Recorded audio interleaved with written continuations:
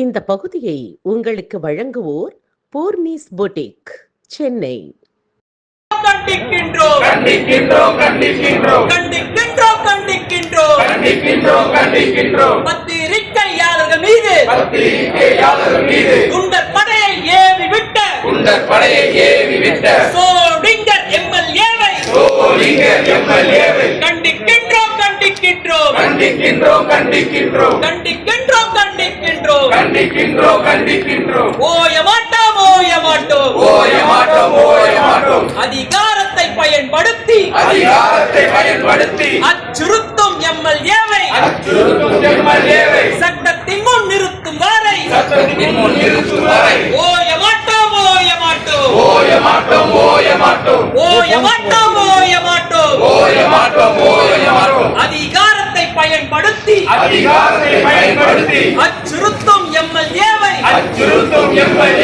சட்டத்தின் முன் நிறுத்தும் வரை ஓய மாட்டோம் ஓய மாட்டோம் ஓய மாட்டோம் ஓய மாட்டோம் துணை நிற்கின்றோம் துணை நிற்கின்றோம் துணை நிற்கின்றோம் துணை நிற்கின்றோம் துணை நிற்கின்றோம் துணை நிற்கின்றோம் துணை நிற்கின்றோம் துணை நிற்கின்றோம் தாக்குதலுக்குள்ளான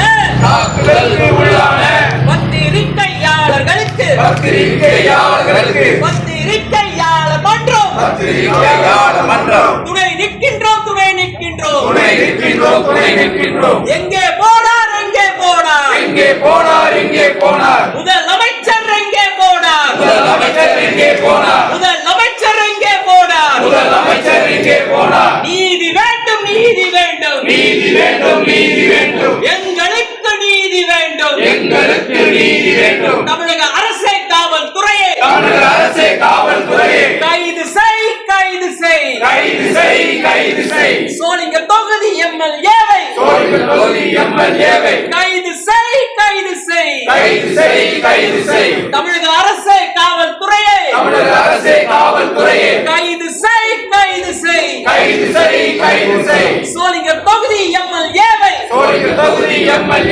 கைது செய் கைது செய் கைது செய் கைது செய் அனுமதியோ அனுமதியோ அனுமதியோ அனுமதியோ கருத்து சுதந்திர ஒடுக்குமுறையை அனுமதியோ அனுமதியோ அனுமதியோ அனுமதியோ. நண்பர்கள் அனைவருக்கும் ராணிப்பேட்டை மாவட்டம் சோளிங்கர் தொகுதியினுடைய சட்டமன்ற உறுப்பினர் கபில் அவர்கள் தன்னுடைய பணியை செய்த 2 பத்திரிகையாளர்கள் மீது தன்னுடைய குண்டர் படையை ஏவிவிட்டு ஒரு மிகப்பெரிய கொடூரமான தாக்குதலை நடத்தி இருக்கின்றார். இதனுடைய பின்னணியை பார்க்க போனோம்னா, பொதுவா ஒரு சினிமா படம் ரிலீஸ் ஆச்சுன்னா அந்த படம் குறித்த கருத்துக்கள், அந்த படம் எப்படி இருக்கிறது, மக்கள் அந்த படத்தை எப்படி பார்க்கிறாங்க அப்படின்றது தொடர்பாக கருத்துக்களை பதிவு செய்வது அப்படின்றது ஒரு சினிமா துறை சார்ந்த அந்த பத்திரிகையாளர்களுடைய கடமை. அந்த வகையில ஒரு பத்திரிகையாளர், அதே சோளிங்கர் தொகுதியை சேர்ந்த ஒரு பத்திரிகையாளர், சட்டமன்ற உறுப்பினர் ஜனநாயகன் படத்தை பார்த்துட்டு வெளியில வர்றாரு. வெளியில வந்தவரிடம் அவர் மைக்கை நீட்டுறாரு. நீட்டி இந்த படம் குறித்த கருத்தை கேட்பதற்காக ஒரு மைக்கை நீட்டுறாரு. இது அவருடைய கடமை, அவர் செய்ய வேண்டிய ஒன்று. ஆனா அதற்கு அந்த சோளிங்கர் தொகுதி எம்எல்ஏ கபில் அவர்கள் பதில் சொல்லியே ஆகணுமா அப்படின்னு கேட்டீங்கன்னா அது அவசியம் கிடையாது. அவருக்கு விருப்பம் இல்லை என்றால் அந்த இடத்துல அப்படியே நகர்ந்து போயிடும். ஆனா அவர் என்ன பண்ணார் அப்படின்னா, அந்த மைக்கை நீட்டிய அந்த பத்திரிகையாளரை அடிக்கக்கூடிய வகையில ஒரு கையை ஓங்குறாரு. அதோட நிறுத்தாமல் அவர் மீது அந்த பகைமையை வைத்துக் கொண்டு அதற்கு பிறகு அந்த குறிப்பிட்ட பத்திரிகையாளர் நடத்தக்கூடிய ஒரு ஸ்டுடியோ, ஒரு போட்டோ ஸ்டுடியோ, அந்த போட்டோ ஸ்டுடியோவுக்கு அவர் மட்டும் போகல, அவரோடு சேர்ந்து அவருடைய சகோதரர், அவருடைய குண்டர் படை எல்லாம் ஒன்னா போய் அந்த அலுவலகத்துக்குள்ள புகுந்து, அவர் வைத்திருக்கக்கூடிய அந்த அலுவலகத்துக்குள்ள புகுந்து அவரை தாக்குகின்றார்கள். இந்த தாக்கக்கூடிய நடவடிக்கையை தெரிந்து கொண்டு அது தொடர்பாக செய்தி சேகரிப்பதற்காக தினகரனை சேர்ந்த பத்திரிகையாளரும் தினமலரை சேர்ந்த பத்திரிகையாளரும் அந்த இடத்துக்கு போறாங்க. அவர்களும் உள்ள சென்று என்ன நடக்குதுன்னு பார்ப்பதற்காக உள்ள போறாங்க. அவர்கள் மீதும் அந்த சட்டமன்ற உறுப்பினர் கபில் மற்றும் அவருடைய சகோதரர், அவர்களோடு வந்த குண்டர் படையினர் அவர்களையும் அவர்கள் மீதும் தாக்குதல்.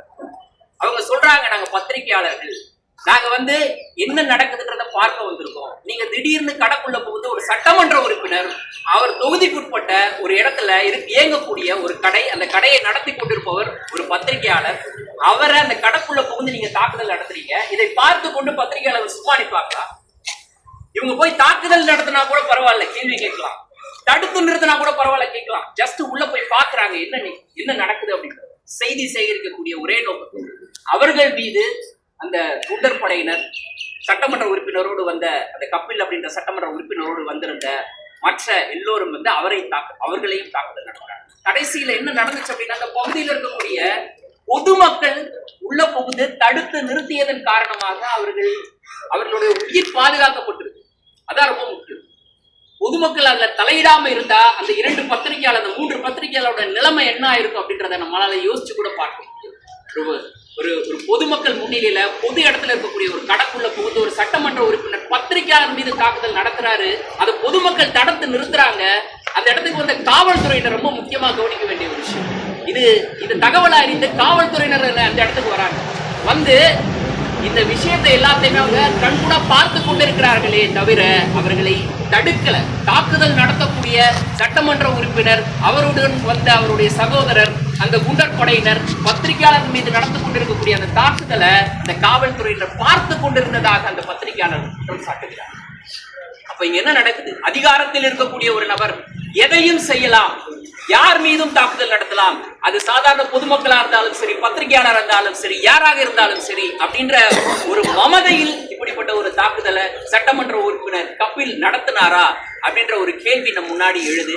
இதை நாம் கண்டிக்காவிட்டால் நாளை எது வேண்டுமென்னாலும் நடக்கும் அப்படின்றதினுடைய அடிப்படையில் தான் இந்த தாக்குதலை நடத்திய சட்டமன்ற உறுப்பினர் கபில் மற்றும் அவர் சம்பந்தமான அனைத்து நபர்களையும் இந்த தாக்குதலில் ஈடுபட்ட அனைவர் மீதும் கைது செய்து அவர்கள் மீது வழக்கு பதிவு செய்து கைது செய்யக்கூடிய அந்த நடவடிக்கை வரை எடுக்கப்பட வேண்டும் என்பதை வலியுறுத்தி தான் இன்றைய தினம் பத்திரிகையாளர்கள் அனைவரும் ஒருங்கிணைந்து சென்னை பத்திரிகையாளர் மன்றம் சார்பாக இந்த கண்டன ஆர்ப்பாட்டத்தை, இந்த கோரிக்கையை வலியுறுத்திய ஆர்ப்பாட்டத்தை நடத்தி கொண்டிருக்கின்றோம். முதலாவதாக இந்த கண்டன ஆர்ப்பாட்டத்தில் கலந்து கொண்டிருக்கக்கூடிய மூத்த பத்திரிகையாளர் திரு என்ராம் அவர்கள் ஓரிரு வார்த்தைகள் பேசுவதற்காக நான் அழைக்கிறேன். அசீப் அவர்கள் ரொம்ப தெளிவாக உண்மையான விஷயங்களை தெளிவாக சொல்லியிருக்காங்க. இதை யாரும் மறுக்க முடியாது. இதுக்கு எவிடன்ஸ் இருக்கு. ஆனால் மோசமான ஒரு விஷயம் நடந்திருக்கு. இவ்வளவு தகவல், இவ்வளவு மோசமான தாக்குதல் நடந்து அதை முன்னால வைத்திருக்காங்க. ஆனால் இது வரைக்கும் எஃப்ஐஆர் போட்டதாக தெரியல.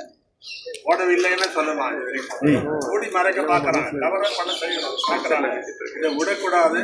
இதுதான் பிரஸ் கிளப்புடைய வேலை, முதன்மையான வேலை. பத்திரிகையாளர் சங்கத்துக்கு ஃபர்ஸ்ட் வேலை இதுதான். பெரிய மாற்றம் இங்கே ஏற்பட்டது. அதுக்கப்புறம் தான் இந்த மாதிரி விஷயங்கள்லாம் நம்ம எடுத்திருக்கோம் இதில். அதனால இது ஒரு முக்கியமான இது. இந்த அரசியல் கட்சியை சேர்ந்தவர்கள் அரசாங்கத்தில் இருந்தோ இல்லையோ அவங்க இது செஞ்சால் அதை கண்டிப்பது, அதை பாரபட்சம் இல்லாமல் கண்டிப்பது நம்மளுடைய கடமை. சிறந்த முறையில் இந்த விஷயத்தை எம்எல்ஏவோட பொறுப்பு இதில் அவருடைய அந்த குண்டாயுசம் நடத்துறது யாரு, போலீஸ்காரன் யாரு, என்ன செய்தால் சரியா வேலை செய்யலைன்னா சஸ்பென்ஷன் இமீடியட்டாக கேட்கணும். இதை விட முடியாது யாராலையும். அதனால இப்போ நம்ம request demand chief minister Vijay அவர்கள் இதை சீரியஸாக எடுத்துக்கொண்டு இந்த விஷயத்தை get to the bottom of the truth and take action. கட்டாயமாக இன்வெஸ்டிகேஷன் செய்ய வேண்டும். அசீப் அவர்கள் சொன்ன மாதிரி அவங்களுக்கு தண்டனையும் கொடுக்க வேண்டும். ப்ரூவ் பண்ண உடனே இந்த வீடியோ என்ன பண்ணாங்கன்னு தெரியல. வீடியோவை டிஸ்ட்ராய் பண்ணுறதுக்கு பண்ணிட்டாங்க, எடுத்துட்டாங்க அந்த அடிதடி. இதை அதை கூட பண்ணது அது ஒரு திருட்டுன்னு சொல்லலாம், டேமேஜிங் அந்த ப்ராப்பர்ட்டி. ஆனால் செக்ஷனில் இவங்க மேலே கேஸ் எஃப்ஐஆர் போட்டு இன்வெஸ்டிகேட் செய்து சரியான ஒரு முடிவுக்கு வர வேண்டும். இது செய்யாவிட்டால் நீதிமன்றத்துக்கு தான் போகணும் கம்ப்ளைண்ட். இந்த முயற்சிக்கு நாங்கள் கம்ப்ளீட் ஆதரவு தெரிவித்திருக்கிறோம். யார் செய்தாலும், எந்த கட்சி பேரில் செய்தாலும் அதை கண்டிக்க வேண்டியது நம்முடைய கடமை. அதனால் இது வரைக்கும் எஃப்ஐஆர் போடல, கன்ஃபார்ம் பண்ணியிருக்காரு. போடாததை கண்டிக்க வேண்டும். இது பேர் மேலே போடுறாங்கல்ல, யாராவது போய் ஆளும் கட்சியால் சொல்லும்போது அந்த மாநிலங்களே நடக்கிறது இந்த மாதிரி. ஆனால் இதை விடக்கூடாது. நமக்கு இந்த பிரஸ் கிளப் என்ற இந்த இன்ஸ்ட்ருமெண்ட் இருக்குது கையில், சில பேர் சேர்ந்து நமக்கு இருக்கேன்னா எல்லாருக்கும் பத்திரிகையாளர். ரெண்டாவது சொல்றதுல ஒரு முக்கியமான விஷயம், அரங்கநாதன் தினகரன் சேர்ந்த அரங்கநாதன் அவர்களும் தினமலரை சேர்ந்த கல்யாண சுந்தரம் அவர்களும் அவங்க ஹாஸ்பிட்டலில் இது பண்ணியிருக்காங்க. அது மட்டும் நம்மளுடைய கன்சர்ன் இல்லை. யூடியூபர் சிவா என்றவரை பற்றி தெளிவாக சொன்னார். அவரும் ஒரு பத்திரிகையாளர், கருத்து சுதந்திரத்துக்கு அவருக்கும் உரிமை இருக்குது தெளிவாக சொல்கிறதுக்கு, வீடியோ எடுக்கிறதுக்கு, கேள்வி கேட்கறதுக்கு பல பத்திரிகைகளுக்கு சப்ளை பண்ணுறாரு. முக்கியமான வேலை அது. அவரையும் நம்ம ப்ரொடெக்ஷனில் கொண்டு வரணும். அதை செய்கிறதுக்கு நான் என்னுடைய பாராட்டு. அதனால் இந்த விஷயத்தை எல்லாரும் முன்னால் கொண்டு வர வி கேனாட் கிவ் இட் அப்.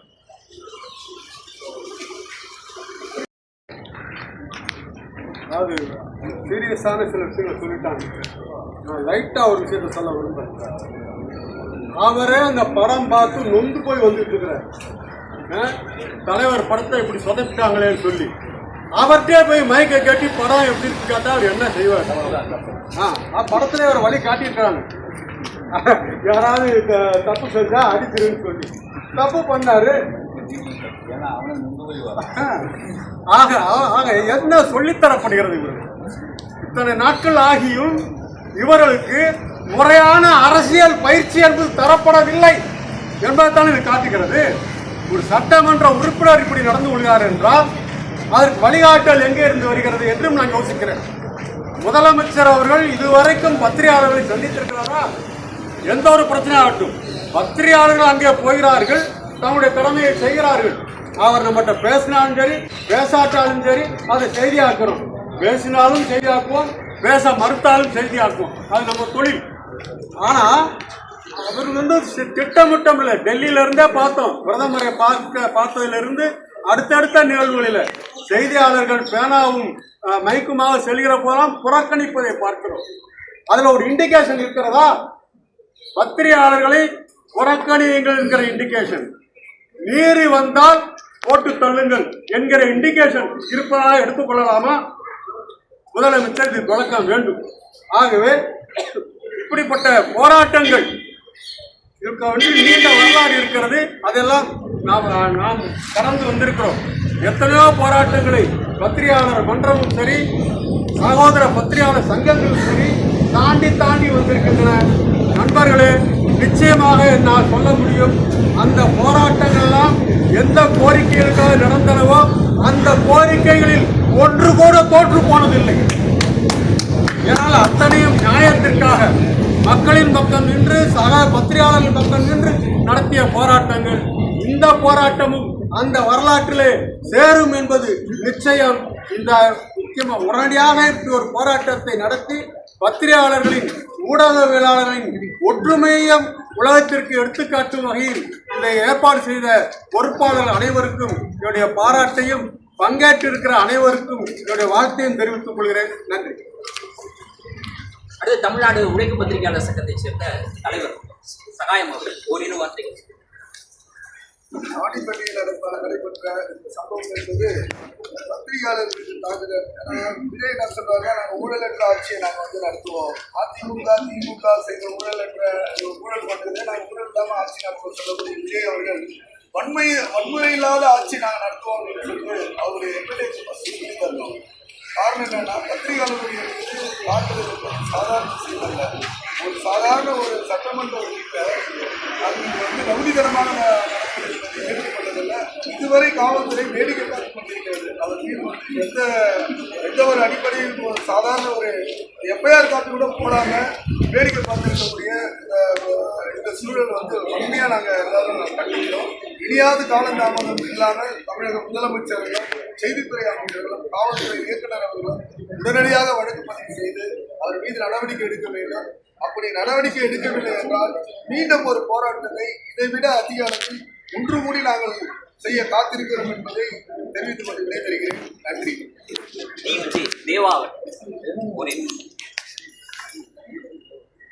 அனைவருக்கும் இந்த ராணிப்பேட்டையில் நடந்த சம்பவம் ரொம்ப கண்டிக்கத்தக்க விஷயம். பத்திரிகையாளர் அவர்களுடைய கடமையை அந்த செய்கிறாங்க. வந்து பேசக்கூடியவர் அவர் விருப்பம் தான் பேசலாம், ஆசிரியர் சொன்னாங்க விருப்பம் இருந்தால் பேசலாம், விருப்பம் இல்லைன்னா அவர் பாட்டுக்கு நவுந்துட்டு போயிடலாம். கை ஓங்கி அடிக்கக்கூடிய ஒரு சம்பவம் நடத்த வேண்டிய வேலை இல்லை. அடுத்தது அது என்ன ஆச்சுன்னு சொல்லிட்டு பார்க்கக்கூடிய 2 பத்திரிகையாளர்கள் மீதும் வந்து தாக்குதல் நடத்தியிருக்காங்க. இந்த தாக்குதல் வந்து நடத்த வேண்டியது வந்து வேலையே இல்லை.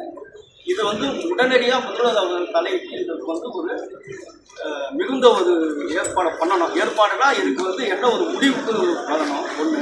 இன்னொன்று, பத்திரிகையாளர் பாதுகாப்பு சட்டத்தை கண்டிப்பாக முதல்வர் கொண்டு வரணும். எங்களுக்கு பாதுகாப்பு வேணும். எங்கே போனாலும் பாதுகாப்பு கிடையாது. யாராக இருந்தாலும் டைரெக்டாக வந்து அட்டாக் பண்ணுறது, என்னவான்றது, எங்களை தாக்குதல் நடத்துறது, இதெல்லாம் வந்து பயங்கரமாக இருக்குது. அதனால் முதல்வர் அவர்கள் தலையிட்டு பத்திரிகையாளர் பாதுகாப்பு சட்டத்தை எங்களுக்கு நிறைவேற்றி தரணும்னு சொல்லிட்டு கேட்டுக்கிறேன். நன்றி, வணக்கம். மூத்த பத்திரிகையாளர் அண்ணன் கோபால். கொஞ்சம் ரைட் வந்துங்க, ரைட்டு சென்ட்ரா வந்துங்க சென்ட்ரா வந்து ரைட் ரைட் வாங்க, சென்ட்ரா வந்துங்க.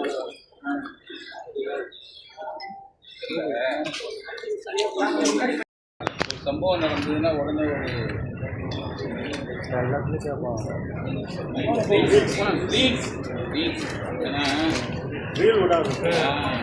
ஒரு லேடி அமைச்சர் ஒரு அவங்க கட்சிக்காரங்களே கட்சியோட உட்கார வச்சு அடிப்பாங்க. அந்த ஆடியோவுக்கு இது வரைக்கும் யாரும் பதில் சொல்லல. அந்த அம்மாவே இது பொய்னா சொல்லணும்ல, என் வாய்ஸை ஏன் ஆட்டிக்காங்க அப்படின்னு சொல்லணும். இல்லைன்னா அந்த அம்மா சமூக நலத்துறை அமைச்சர் அம்மா எல்லாத்தையும் சொல்லிடுங்க, ஜட்ஜியோட உட்கார வச்சு அவனை கையை கால உடைச்சிருப்பேன், ராஜபாளையம் பக்கம் காலை வச்சு விட மாட்டேன்னு ஒரு உடனடி அமைச்சர் சொல்லுவாங்க. அப்போ அதுக்கு என்ன, அது ஆடியோ வெளியே வந்துச்சு. அப்போ ஒன்று அந்த சம்மந்தப்பட்ட அமைச்சர் ஏன் வாய்ஸ் இல்லை, எப்படி சொல்லிடுவாங்க, அது மாதிரி போய் சொல்கிறாங்க. இல்லை மேலே இருக்கிறவங்க அந்த அம்மாவை ஏதாவது சஸ்பெண்ட் பண்ணணும், இல்லைன்னா அதுக்கு ஏதோ ஒரு நடவடிக்கை இருக்குன்னு கிடையாது. இப்போ இதெல்லாம் பார்க்குறாங்க எம்எல்ஏக்கள் எல்லாரும். ஸோ நம்ம வந்து நம்ம ஜட்டியோட தானே உட்கார வச்சு நம்ம ஜட்டியோட வச்சு அடிப்போம் அப்படின்னு தான் சோளிங்கர் எம்எல்ஏ கபில் அது அண்ணன் குமரேசன் சொன்னாங்க. கண்ணாயம் படம் அவர் இந்த மாதிரி அவனை வெடித்து போய் வரான். ஒரு படத்தை நம்ம தலைவருக்கு நடிச்சு இதை நம்ம பார்க்க வேண்டியது வந்துச்சா. அவன் தலைவர் மேலே கோபம் வரான். அவங்க தலைவர் மேலே அவன் கோபம் வர இடத்துல இந்த மாதிரி தான் மைக் அப்போ அவன் வெறுப்பில் போடான்னு போகிறான். பார்த்தாலும் தெரியும். ஆனால் பிடிச்சவன் அந்த பையன் பிடிச்சது சிவா. அவன் 5 கேமரா 5 மைக்கு அது வைரல் ஆகிடுச்சு. நேராக வந்து சிவாவுக்கு ஃபோன் பண்ணி அந்த வீடியோவை எடுக்க சொல்கிறாங்க. எடுக்க முடியாது, எல்லாரையும் வந்துருச்சுனாங்க. அப்போ நீ ஒரு வீடியோ போடுறது என்ன வீடியோன்னா, அண்ணனுக்கு தெரியாமல் கை படிச்சிருச்சு. அது வந்து வலிப்பு தான் போடுறது. அப்படி பட்டு ஏதோ ஒன்று சொல்லி நீ போடுன்னா அவனும் போட்டான். சிவா வந்து அந்த சோழிங்க இருக்கிற சின்ன ஊர், அந்த ஊரை சேர்ந்த அந்த தம்பி அவன் ஊரோட ஒத்து போகிறதுக்காக அவனும் மறுப்பும் போட்டான், மறுப்பு வீடியோ போட்டான். அதுக்கு அடுத்து அந்த ஒரு ஃபோன் வருது, அந்த எம்எல்ஏவுடைய தம்பி தனஞ்சயன். அவன் ஃபோன் பண்ணுறான், நீ ஒரு வீடியோ போட்டல அதை வந்து 360 போடு, 360 போட்டு டேக் பண்ணு, குளோபல் பண்ணு அப்படின்னு ஒரு வாய்ஸில் இந்த மைக் அந்த ஆடியோ அப்படி ஒரு இதில் பேசுகிறான். இவன் சொல்கிறான், ஆனால் 360 யார் சிவா 360 போடுறவா இல்லைன்னு, நான் வந்து அது அரசியலும் போட மாட்டேன், ஆனால் நடந்தது தானே நான் போட்டேன் அப்படிங்கிறான். உடனே அந்த ஃபோனை பிடிக்கி மாண்புமிகு எம்எல்ஏ மரியாதை சொல்லுங்க. ஆமாம், அடுத்த வார்த்தை வாயில் வந்துட போகுதுன்னு முதலமைச்சர் சொல்கிறாரு. அது மாதிரி வார்த்தையாக சொல்கிறான். சார் இந்த மடங்கை திட்டுவார் யார் எம்எல்ஏ அந்த சிவாவை திட்டிட்டு மறுபடியும் அவன் தம்பி வாங்குறான். உனக்கு தான் லாஸ்ட், நீ அது போடல அப்படின்னு வச்சுட்டு மறுபடியும் இன்னொரு ஆடியோ, அந்த ஆடியோவில் டேய் 10 நிமிஷத்தில் நீ எம்எல்ஏ ஆஃபீஸ் வரேங்க. அது சிவாவை அந்த எம்எல்ஏவோட தம்பி அண்ணா ஒரு ப்ரோக்ராமில் இருக்குண்ணா நான் பேசிட்டு வரேண்ணா அப்படிங்கிறான்.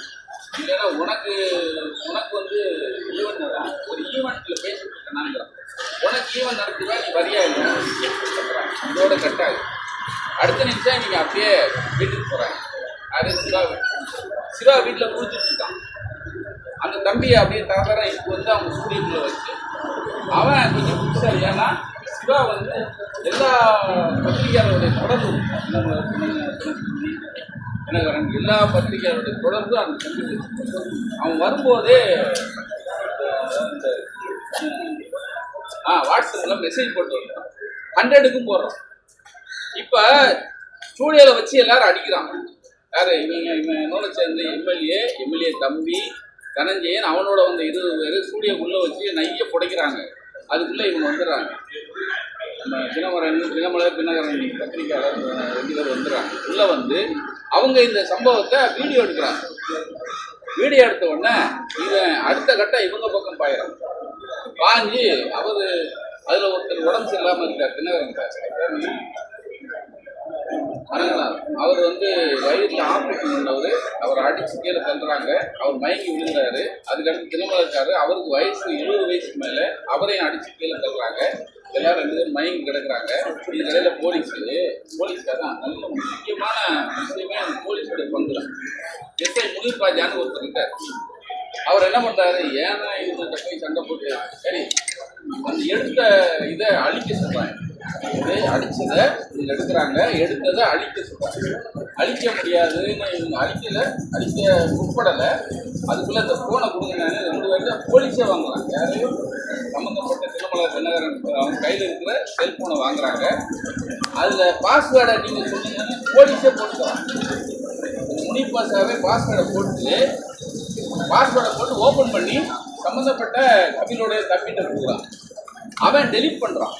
2 ஃபோனையும் டெலிட் பண்ணிட்டு 2 ஃபோனையும் டெலிட் பண்ணிட்டு சோத்தில் எடுத்துட்டு இவங்க அடிச்சுட்டு கிளம்பிட்டாங்க. இப்போ அடிபட்ட உடனே இவங்க எல்லாரும் ஸ்டேஷன் போகிறாங்க. ஸ்டேஷனில் கம்ப்ளைண்ட் கொடுக்குறாங்க. கம்ப்ளைண்ட்டில் இவர் ஸ்டேஷன் அவர் இன்ஸ்பெக்டர் ராமச்சந்திரன் இருக்கார். அப்போ சொல்கிறாங்க இந்த மாதிரி சம்பவத்தெல்லாம் சொன்ன உடனே எம்எல்ஏ மேலே கம்ப்ளைண்ட் கொடுக்குறாங்க. கம்ப்ளைண்ட் எழுதியாச்சு. அப்போ ராமச்சந்திரன் கேட்குறாரு, ஏங்க இருக்குங்க விசாரிச்சு கொண்டு வாங்குறாரு.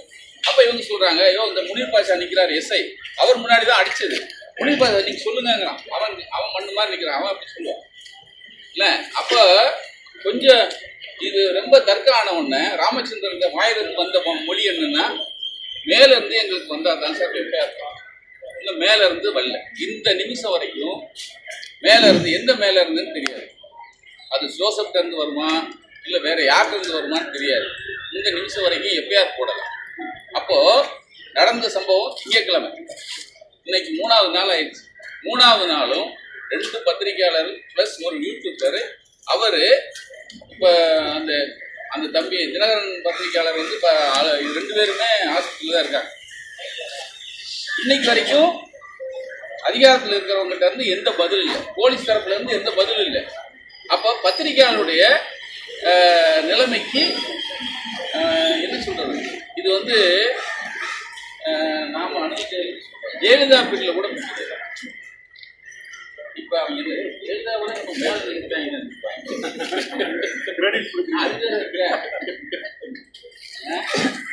ஆனா உண்மையில அது அந்த அம்மா உயர்த்தி சொல்லல. ஆனா கம்பேர் பண்ணுங்க 2 சனியில எது பெரிய சனி சின்ன சனின்னு சொல்லணும்.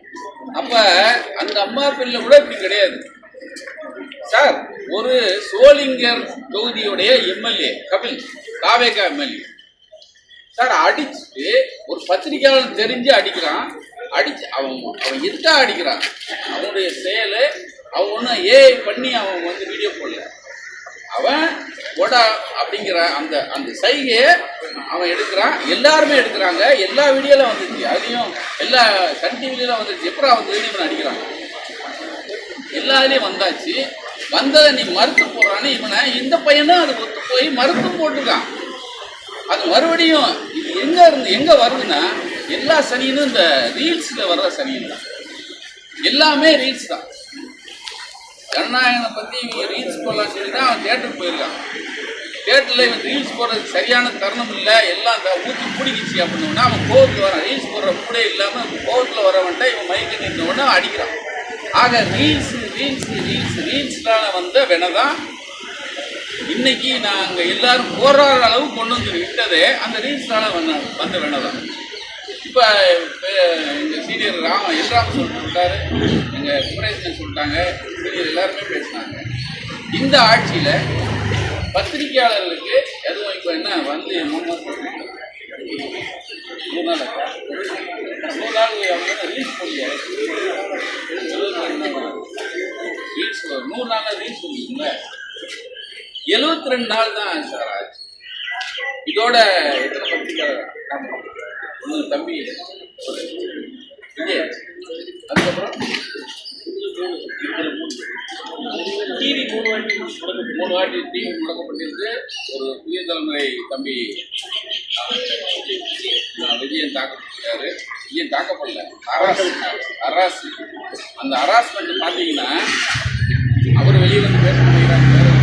ஆனால் நம்ம அதை சொல்லித்தான் ஆகணும். ஏன்னா அவங்க சொல்லாதனால தான் இப்போ அடுத்து அவங்க சொல்லாதனால இப்போ அடுத்து விட அப்போ நம்ம பார்த்து விட நம்ம அவர் என்ன அவரை வந்து 12 மணி வரைக்கும் விசாரிக்கிறாங்க நைட்டு. மறுபடியும் வீட்டுக்கு போனவரை 2 மணிக்கு மறுபடியும் வா விசாரிக்கலாம் இல்லை, சும்மா உட்கார வைக்கும். ஏன்னா வீட்டில் இருக்கிறவங்க டேய் இனிமேல் இங்கே வேலை பார்க்காத, பத்திரிக்கை வேலை பார்க்காத பயமுறுத்து. அப்போ அந்த டார்ச்சர் அந்த தம்பி அதோட அடுத்த நாள் மறுபடியும் 11 மணி, அதுக்கப்புறம் அன்னைக்கு நைட் 7 மணி, அதுக்கப்புறம் அவர் வெளியே வந்து இதைத்தான் எல்லா பத்திரிகையாளர்கிட்டையும் அவங்க எதிர்பார்க்குறாங்க. நாம் அப்படி பின்வாங்குகிற இடத்துல இல்லை, நாங்கள் பின்வாங்கவும் மாட்டோம். நீ எங்கே ஓடுன்னு நீங்கள் ஓடினாலும் நாங்கள் விடுறதில்லை. இந்த கபிலில் 1000 கபில் வந்தாலும் இந்த போராட்டம் தொடரும். அவர் மேலே எஃப்ஐஆர் போடணும், போடாத வரைக்கும் இந்த போராட்டம் தொடரும். கட்ட பஞ்சாயத்து ஒன்று நடக்குது. இப்போ பத்திரிகையாளருக்கே இது நிலைமைனா, நாட்டில் வந்து இந்த மாதிரி இந்த கஞ்சா போதைப் பொருள் இளைஞர் நலன் பாதுகாப்பு கொடுப்பாங்களா? அப்போ அதுக்கு நம்ம அந்த தொழில் போக முடியாது. அதாவது அப்போ என்னன்னா, அப்போ விசில் ப்ளோயர்ஸ், அதாவது ஒரு பிரச்சனை, ஒரு ஆர்டிஐ ஆக்டிவிஸ்ட் இருப்பார், இல்லை வந்து ஒரு மணல் திருட்டை தடுக்கணும்னு நினைப்பார் ஒரு போராளி, அதுக்கப்புறம் கம்யூனிஸ்டுக்காரங்க கூட இருப்பாங்க. இப்போ இது நிப்பாட்டலைன்னா என்ன ஆகுனா, நாளைக்கு யாருக்குமே பாதுகாப்பு. யாருன்னா ஒரு தனிப்பட்ட நபர் ஒரு தப்பு நடக்குது, அதை சுட்டி கேட்கணும் பொதுமக்கள் கேட்குறாங்கன்னா, இதே எம்எல்ஏ இல்லை எம்எல்ஏ வகைராவில் இருக்கவங்க நாளைக்கு பொதுமக்களையே குழப்பாங்க. ஏன்னா செல்ஃபோனில் கேமராவில் ரெக்கார்ட் பண்ணது, செல்ஃபோனில் எடுக்கிறது பத்திரிகைக்காரங்களே வாங்கி டெலீட் பண்ணுறவங்களுக்கு பொதுமக்கள்கிட்ட டெலீட் பண்ணுறது எவ்வளோ நேரம் ஆகும்? ஒரு வீடியோ ஒன்று அப்படி தட்டினா வாட்ஸ்அப்பில் பத்திரிகையாளர்கிட்ட போயிடும். போலீஸ் தான் அந்த ஹெல்ப் பண்ணுங்கன்னு ஓப்பன் பண்ணி கொடுக்குறாங்க. அதான் இதெல்லாம் பார்த்துக்காங்க. அப்போ போலீஸ் வந்து அடிக்கலை, இதை பப்ளிக்காக இருந்தால் போலீஸாக 2 மீதி மிதிச்சிருப்பாங்க. அப்போ இந்த நாட்டில் வந்து ஒரு அச்சுறுத்தல், ஒரு பயமுறுத்தல். இப்போ இது பார்த்தீங்கன்னா ஃபஸ்ட்டு வந்து ஆபாசமாக பேசுறது அசால்ட்டு, 2வது மாதம்ன்றதுனால அச்சுறுத்தலோட இன்னும் போக என்ன ஜாட்டிலாம் வச்சு சுற்றுவாங்களான்னு தெரியல, படத்தில் வர மாதிரி பார்க்குறவங்களெல்லாம். அப்போ அச்சுறுத்தல், பயமுறுத்துறது, மிரட்டுறது, கொலை மிரட்டல், அடிதடி, கட்ட பஞ்சாயத்து, இதுக்கெல்லாம் பேர் என்ன? இதுதான் ஜனநாயகமா? இப்படி ஒருவேளை அவர் தவறு பண்ணியிருந்தா அதுக்கு சட்டப்படி என்னவோ வழக்கு பதியப்பட்டு பண்ணியிருக்கலாம். இன்னொன்று, நல்ல படமாக நடிச்சுட்டு இருந்தால் இந்த பிரச்சனை கிடையாது எங்களுக்கு. உங்களுக்கும் காசு போட்டு ஒரு ப்ரொடியூசர் எடுத்துருக்கிறாரு. இப்போ ஒரு யூடியூப்ல ஒரு வீடியோ பேசுகிறான்னா அந்த வீடியோ நல்லா பேசணும்னு தான் பேசுகிறாங்க. இப்போ அவ்வளோ கோடி படம் ஆகிட்டு நல்ல படம் எடுத்துகிட்டு இருந்தால் எங்களுக்கு இந்த பிரச்சனை கிடையாது. அந்த தம்பி ஏன் போவானே, அந்த தம்பி ஏன் ரீச் எடுப்பானே, இப்போ இதெல்லாம் வந்து இருக்குது. அதனால் இதை வந்து முதலமைச்சர் வந்து ஒரு பாதுகாப்பு தடுப்பு சட்டம் ஒன்று கொண்டு வந்து பத்திரிகையாளர்கள் நலனை பாதுகாக்கிறது, உங்களோட நலனை பார்த்துக்கிறது. உங்கள் தம்பிகளை நம்பி நீங்களே பயப்படுற மாதிரி உங்களை இட்டு போய் விட்டுருவாங்க. சொல்ல வேண்டியது சொல்லிட்டோம், இல்லை என் பேச்சை நானே கேட்க மாட்டேன் அப்படின்னா, அப்போ அண்ணா கோபால் சார் சொன்ன மாதிரி அப்போ நாங்களும் எங்கள் பேச்சு கேட்க மாட்டோம். அப்புறம் இது போக ஆட்சியில் வந்து நல்லது செய்வீங்களோ இல்லையோ, அப்புறம் இப்போ கேமராவை பார்த்து நீங்கள் மிரட்டுற மாதிரி இருக்குது. இப்போ தேர்தல் ஆணையம் தேர்தல்லாம் வரும்போது அப்புறம் கேமரா பார்த்து ஓடுற மாதிரி வந்துடும். Somebody becomes camera will come. உங்களோட நிலமெல்லாம் பார்த்துக்கோங்க. எல்லாம் 10 காசு சம்பாதிக்கணும் தான் அங்கங்கே வேறு கட்சி போகிறீங்க. கல்லாப்பட்டி கூட்டணி, அது இது எல்லாம். இந்த உள்ளாட்சி தேர்தல் வரும்போது இந்த ஒயின் ஷாப் வசூல் எல்லாம், இதெல்லாம் வந்து ஒரு விஷயம் எல்லாரும் சேர்ந்து முடிவெடுக்க வேண்டியது, சம்மந்தப்பட்ட எம்எல்ஏ பற்றி எந்த செய்தியும் இனிமேல் போடக்கூடாது. இல்லை அது நல்ல அது வந்து அவங்களுக்கு அதுதான் என்னதான் இவங்க கத்துனாலும் அவங்க நம்ம தொழிலத்தில் வந்து இருக்கிறவங்க அப்படின்னு நம்மளை வந்து ரொம்ப கீழ்த்தரமாக நினைச்சுக்கிறதுனால தான் அந்த சம்மந்தப்பட்ட எம்எல்ஏ பற்றி செய்தி போட மாட்டோம் அப்படின்னு நிறுவனங்கள் மட்டும் எடுக்க முடியாது. நிறுவனங்கள் எடுக்கணும். தயவு செய்து அதை எடுத்தோம்னா கபிலுடைய பேரு எந்த பேப்பர்லையும் எந்த செய்தியிலையும் வரக்கூடாது. இந்த உறுதிமொழி உறுதிமொழி எடுத்துட்டோம்னா கொஞ்சம் பயம் வரும். அதாவது இப்போ அந்த கருத்தை அப்படியே வழிமொழிஞ்சு முடிச்சிடுறேன். இப்போ அந்த கருத்து வந்து 100% சரியான கருத்து. அதில் எனக்கு ஒரு சின்ன ஒரு கமா என்னன்னா, அவர் எதாவது தப்பு பண்ணால் அதை போடுங்க. ரிவ்யூ பண்ண போறாரு, ரிப்பன் கட் பண்ண போனா வேண்டாம். அவர் என்ன தப்பு பண்ணா உண்மையை சொல்றதுக்கு போடலாம். மற்றபடி இந்த மாதிரி ஆளுங்களுக்கு, விளம்பரத்தோட அருமை தெரியாதவங்களுக்கும் செய்தியோட தன்மை புரியாதவர்களுக்கு நம்ம செய்தி வெளியிடுறது தவறு. இந்த 234 தொகுதி இப்போ ஒரு 6 ரிசைன் பண்ண இந்த கபில் எம்எல்ஏலேருந்து இது ஆரம்பிக்கும். தேவையே கிடையாது. அந்த செய்தி போட்டு என்ன ஆகும் போகுது? ஒன்றும் ஆகும் போகுது. அவரே ஒழுக்கம் இல்லாதவராக தான் இருக்கிறாரு. ஒழுக்கம் இல்லாதவரோட செய்தி வெளியிட்டு நாட்டு மக்களுக்கு என்ன நல்லது பண்ணு? அதான் அவரை மொத்தமாக இருட்டடிப்பு செய்யணும். அப்படி ஒரு எம்எல்ஏவே அத்திப்பட்டு எப்படி காணா போச்சு சிட்டிசன் படத்தில், அந்த மாதிரி அவர் வந்து அந்த எம்எல்ஏ லிஸ்ட்டில் இருந்து இல்லாமல் இருக்கிறது நல்லது. இல்லை நடவடிக்கை எடுக்கட்டும், அப்போ பண்ணிட்டோம். இது வந்து ஒரு முன்மொழிந்து இது ஒரு முன்மாதிரியான ஒரு அண்ணா ஒரு நல்ல ஆலோசனை சொல்லியிருக்கிறார். அதுபடி நடந்தால் நல்லது. ஒரே ஒரு வேளாளர் சொன்னார், பத்திரிகை நிறுவனங்கள் இந்த முடிவை எடுக்கணும்னு சொல்லி. அதற்கு முன்னோடியாக நான் ஒரு பத்திரிகை நிறுவனங்களுக்கு, குறிப்பாக ஆசிரியர்களுக்கு ஒரு வேண்டுகோள் விடுக்கிறேன். இந்த பிரச்சனையை குறித்து நீங்கள் செய்தி வெளியிட்டிருக்கீங்க, அதே மாதிரி எல்லா ஊடகங்களும் செய்தி வெளியிட்டிருக்காங்க. ஆனால் இதை கண்டித்து ஒரு தலையங்கம் எழுதுங்கள். ஒவ்வொரு பத்திரிகையிலும் இது நம்முடைய எதிர்காலம் சம்பந்தப்பட்டது, நம்முடைய கருத்து சுதந்திரம் சம்பந்தப்பட்டது. எனவே தலையங்கம் எழுதுங்கள் என்ற ஒரு வேண்டுகோளை இங்கே முன்வைக்கிறேன். அந்த கோபால் என்ன சொல்ல மாதிரி அவர் எடுத்த மாதிரி நவீன நெற்றிக்கண்ணிலையும் ராணிப்பேட்டை எம்எல்ஏ பற்றி எந்த செய்தியும் வராதுன்ற உறுதிமொழியை கொடுக்குற பத்திரிகையாளர்கள் ஒன்றுமே ஓங்குக. பத்திரிகையாளர்கள் நன்றி உணர்ச்சியோடு பத்திரிகையாளர்கள் மீது தாக்குதலை கண்டித்து இன்னைக்கு வந்து நம்ம போராட்டத்தை அறிவித்து நடத்திட்டு இருக்கிறோம். தமிழக அரசுக்கு ஒரு வேண்டுகோள், இந்த போராட்டத்தை மேலும் நீட்டிக்காம பார்த்துக்கிறது உங்க கையில இருக்குது. இந்த போராட்டத்தின் வாயிலாக நீங்க உடனடியாக வழக்கு பதிவு செய்யணும். தமிழ்நாட்டில் கடந்த சில ஆண்டுகளா வந்து எல்லா இடத்துலையும் வந்து தமிழக அதிகாரிகள் நிறைய இருந்தாங்க. நம்முடைய கோரிக்கைகள் சில நேரங்களில் வந்து எடுபட்டுச்சு. இப்போ எல்லாம் வந்து வடமாநில அதிகாரிகள் ஃபுல்லாக நிறைஞ்சிருக்கிறாங்க. அதனால நம்மளுடைய பத்திரிகையாளர்கள் யாருன்னு தெரியல, தமிழர்கள் யாருன்னு தெரியல, எல்லார் மீதும் தாக்குதல் நடக்குது.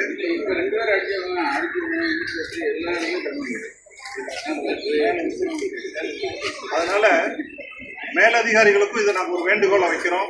உடனடியாக இதில் வந்து வழக்கு பதிவு செய்யுங்க. இதில் வந்து வழக்கு பதிவு செய்யாவிட்டால் பத்திரிகையாளர் மன்றம் சார்பாக வழக்கு பதிவு செய்ய கோரி நாங்கள் நீதிமன்றத்தை நாட வேண்டியது இருக்கும்.